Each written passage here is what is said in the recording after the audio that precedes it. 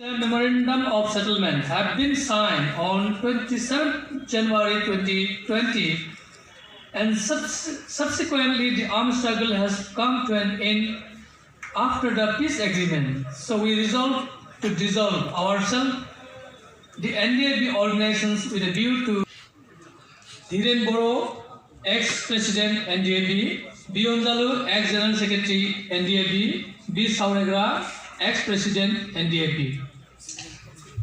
बेखौ फरायथिनाय होनाय लोगो लोगो जोङो जोंनि नेशनेल डेमोक्रेटिक फ्रन्ट अफ बरलेण्डआ एबा एनडीएबीआ डिसल्भ जाबाय एबा डिसबेन्ड जाबाय होननानै फोसावनाय जाबाय। गोजोन्थों।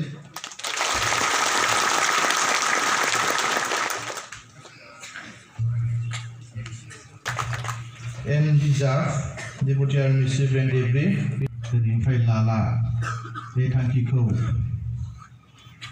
बयनिसिमबो फोरमायना होनो थाखाय एनडीएबीनि मोनथाम हान्जानि जि दैदेनगिरि सारमोन बिथांमोनखौ फारियै बुंलांनो थाखाय खावलायनाय थाबाय।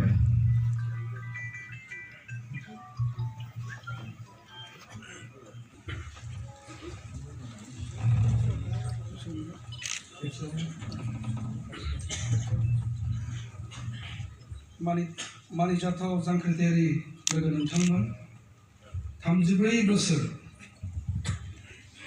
बर'नि उदांस्रिनि थाखाय सोमावसारनानै जों एनडीएबीआ भारत सरकार, आसाम सरकार आरो सोमावसारारि आफादफोरजों थांनाय 27 तारिख जानुवारि 2020 आव जि मोनसे सुक्ति जाबाय। बे सिक्तिनि उनाव जों बर'फोरनि गेजेराव जोनोम मोननाय जांख्रिथायारि हान्जा एनडीएबीखौ दिनै जों मोनथाम एनडीएबी फेमिलिया खौसेयै जों फोजोबस्रांनो बा दिनै बेखौ डिसल्भ खालामनो थांखि लाबाय।